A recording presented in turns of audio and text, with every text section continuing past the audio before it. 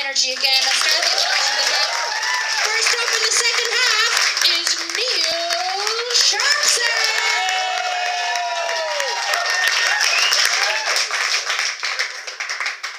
Threat to life and limb.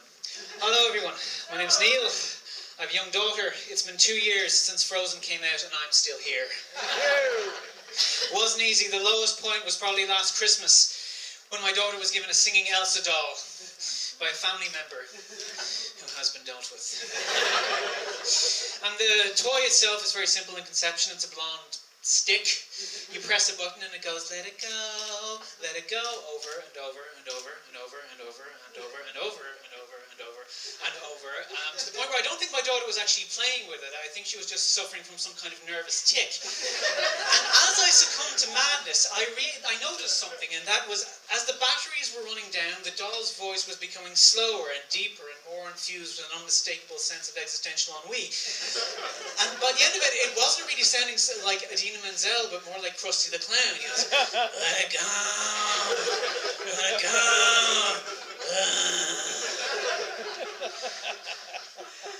And I started to wonder what other celebrities I could make my poor unsuspecting daughter's toys sound like. And after weeks of experimentation and swapping out expired and nearly expired batteries, I finally had it. I had my masterpiece. I held in my hand my greatest creation.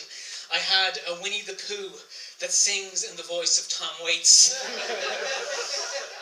I'm just a little black green cloud hovering over the honey tree. I'm just a little black green cloud, pay no attention to little me. And Piglet murdered Tigger in the 100-acre wood with a 2x4 and a rusty nail. I love doing impressions. My favourite impression to do is Eamon Dunphy. I know it's thinking everyone can do an Eamon Dunphy impersonation, and you're right. And my Eamon Dunphy impersonation is not particularly good, it's not particularly funny, but it has something else that no one else can say. And to explain what that is, I have to talk about my transition year. Did anyone else do transition year? Yeah. Yes. Greatest year of my life. I was actually able to do an internship in RTE because my dad knows fucking everybody. It's the weirdest thing. I mean, he'd know people. How do you know this person? He'd say, oh, it's a long story, Neil. It's a long story. That's not actually what he sounds like, by the way. He sounds exactly like me, but if I do an impersonation of him, it's just going to sound like I'm having a schizophrenic episode. And then I said, oh, really? You said, yeah. Then I said, yeah, it's just going to, you're going to look at me like I'm mental. But, I mean, it'd be so weird. I'd come home from school, there'd be this old man sleeping on the couch, and I'd go into the kitchen, and my dad would be just there, chopping up some carrots, and I'd say, Dad, who's that on the couch? I said, oh, it's an old friend of mine, Neil. He's just in the country for a few days. And I said, okay, fair enough. Who is he? I said, oh, that's Nikita Khrushchev, Neil. Former leader of the Soviet Union, denounced the Stalinist purges, and then brought the world to the brink of nuclear annihilation during the Cuban Missile Crisis. And how do you know? Oh, it's a long story, Neil. It's a long story. But anyway, I was able to get this internship in RTE because my dad knew one of the producers because he busted him out of a Vietnamese prison camp or something. I don't fucking know. And I was working on this Irish language documentary program, Lergus. I don't know if you're... Yeah, remember... Hello. Am I going? I'm drifting out. Oh, fuck. Still here. But yeah, so I was working on this Irish language documentary program, and for one of the shows we had to interview Eamon Dunphy. So we drove out to his studio. He comes out to meet us. Lovely man, professionalism itself, unlike this microphone. And he invites us. Leave down the microphone. You can hear him, can't you? Yeah. All right. Okay, we're freestyling it.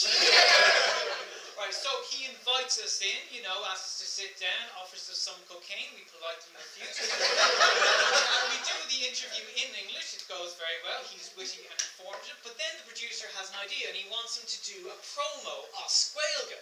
Right, so what he wants him to say is Clár Mahe, ní Clár Úntaché agus Clár Mahe, which for the Protestants in the audience means it's a good show. It's not a great show, but it's a good show. The classic Eamon Dunphy catchphrase given a new twist to reflect these changed circumstances. It's funny.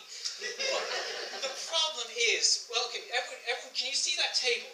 Did everyone see that table? You all see the table? Interesting fact about that table. That table has more Irish than Eamon Dunphy.